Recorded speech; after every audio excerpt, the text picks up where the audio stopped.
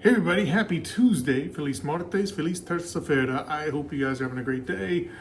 I'm doing pretty well. I've got the day off. That's awesome for me. Got Thanksgiving coming up. Also awesome.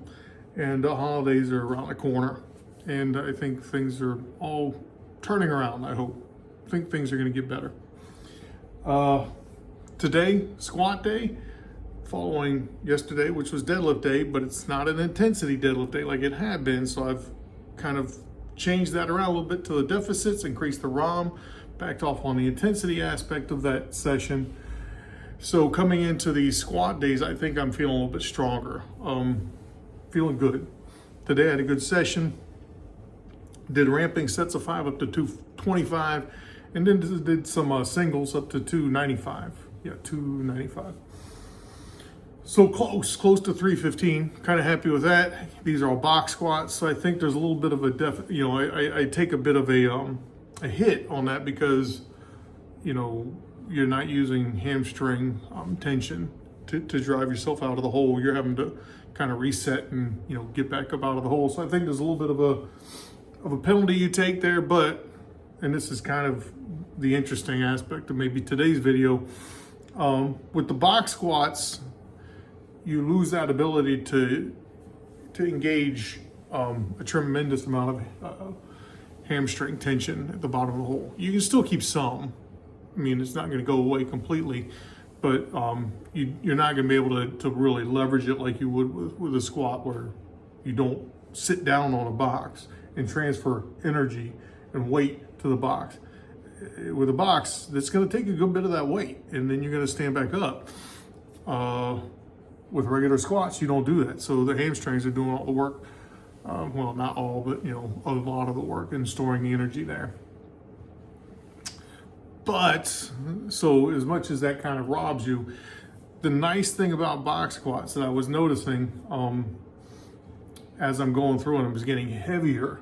So one of the things that I've recently realized is with squats, I've kind of narrowed my stance in a lot of cases, because that's actually, that you're more stacked, right? That word stacked. Your ankles are, if not directly beneath your shoulders, maybe tucked in a little bit.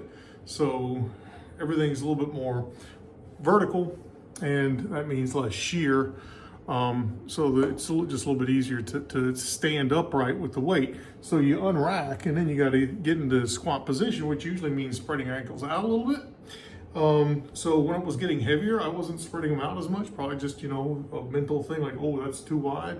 So, what's interesting on the box squats, especially when I was doing the singles, at the bottom, I could reshuffle my feet and get them into a little bit better position for driving out of the bottom.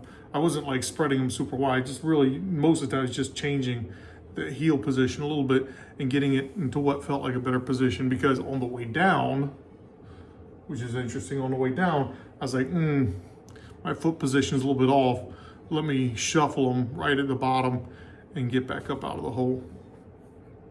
So there's a little bit of cheating there with the box squat, I guess.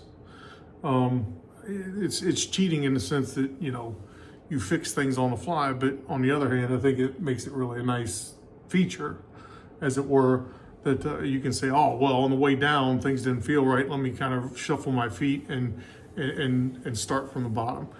So I did that a couple times. You might see it on video if you watch the sets, but effective use of the box squat as well. Also did some step ups today. Did those with kettlebells up to 20 kilograms. Happy about that. And did some kettlebell goblet squats without the Bosu ball today, and I did it with a really wide stance, kind of like what you would call a sumo stance, and those went really well. Did those just with the heavy bells, I should say, the 24, 28, and 32 kilogram guys. So just did a set of 10 of each. Again, 24, 28, 32. Knocked those out. I am going to include on a 32 kilogram set, first time around set 8, around rep 8 rather. Lost a little bit of balance. The kettlebell got out of position. I kind of had to dump out of it. So I did that set again. Also did a set of 185 by 5 twice because I didn't hit play on the stupid camera. But so I gotta, make sure I get it for the gram. But in that case, I was like, I didn't videotape it, and a lot of times I just let those go. I'm like, I don't care that much.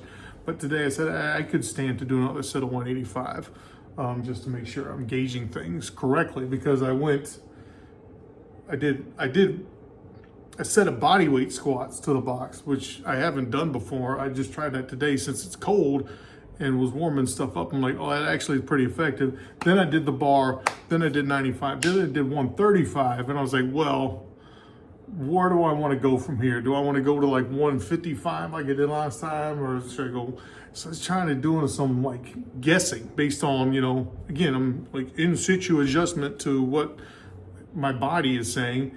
I was like, man, things feel pretty light. I feel really nice and warmed up. So I was like, well, what do I? So I said, well, I'll just go to 185. And the first set of 185, not a problem, but you're kind of feeling things out. The second set of 185 for YouTube, in this case, for YouTube's, that second set kind of was good reinforcement, good evidence that, yeah, that was a good starting set for the block of 5.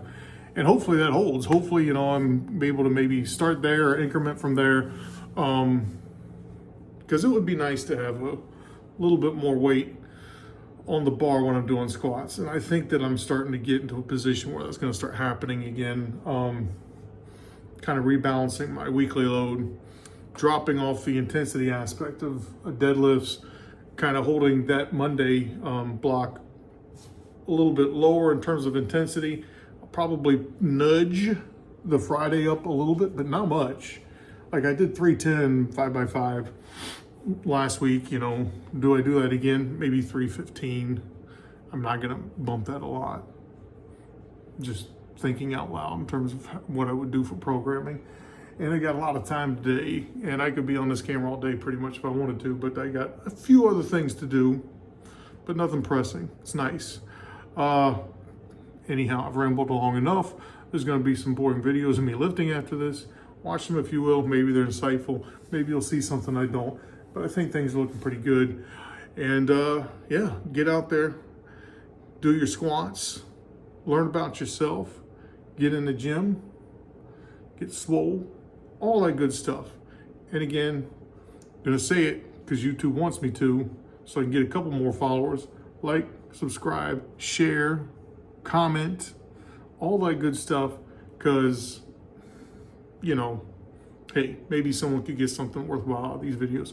All right, until tomorrow, which is bench day, G Supino, I will bid you adieu. Peace.